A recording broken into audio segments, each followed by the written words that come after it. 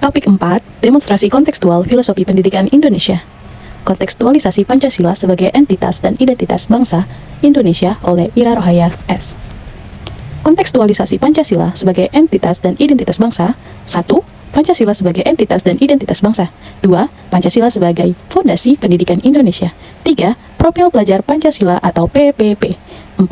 Pendidikan yang berpihak pada peserta didik pada abad 21. Pancasila sebagai entitas dan identitas bangsa Indonesia.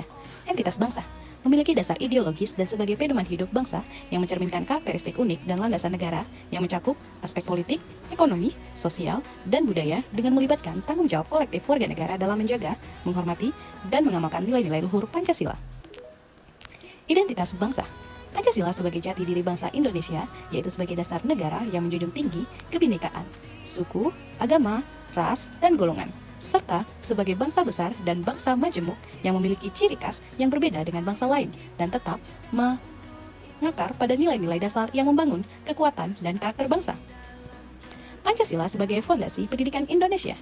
Dengan memaknai dan menghayati nilai-nilai Pancasila dalam konteks pendidikan di sekolah maupun nasional, upaya pelaku pendidikan dalam mewujudkan pelajar Pancasila tercerminkan pada profil pelajar Pancasila, sehingga perwujudan tercipta melalui semangat peserta didik sebagai pelajar Pancasila melalui berbagai kegiatan yang berfokus pada pengembangan karakter sesuai dengan dimensi profil pelajar Pancasila, seperti kegiatan P5 atau proyek penguatan profil pelajar Pancasila.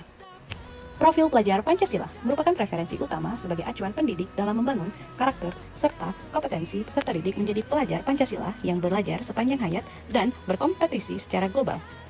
Ada 6 dimensi profil pelajar Pancasila. Yang pertama, beriman bertakwa kepada Tuhan Yang Maha Esa dan berakhlak mulia. Yang kedua, berkebinekaan global. Yang ketiga, bergotong royong. Yang keempat, kreatif. Yang kelima, bernalar kritis. Dan yang keenam, mandiri. Pendidikan yang berpihak pada peserta didik pada abad ke-21.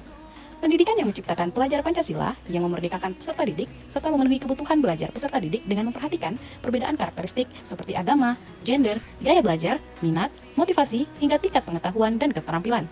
Pendidikan dapat melakukan pembelajaran berdiferensiasi untuk melayani dan memfasilitasi perbedaan yang ada pada setiap peserta didik.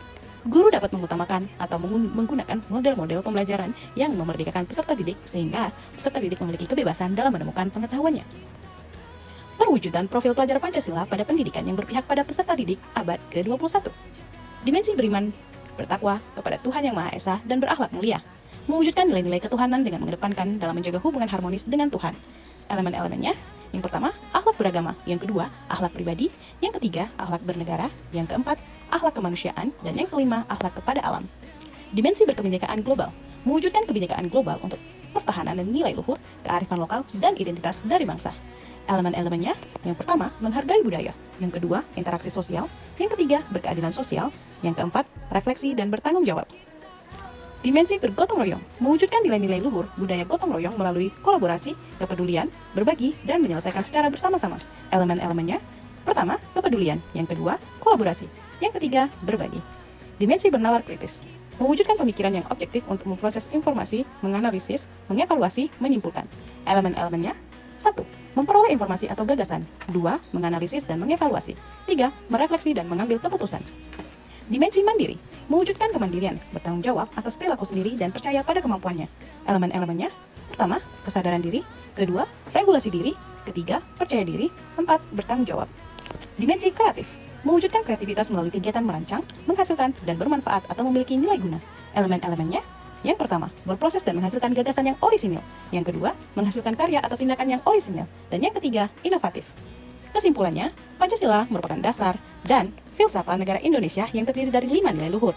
Pancasila sebagai entitas dan identitas bangsa Indonesia menciptakan kerangka nilai yang menjadi ciri khas dan jati diri bangsa yang perlu dilestarikan dan dihayati nilai luhurnya.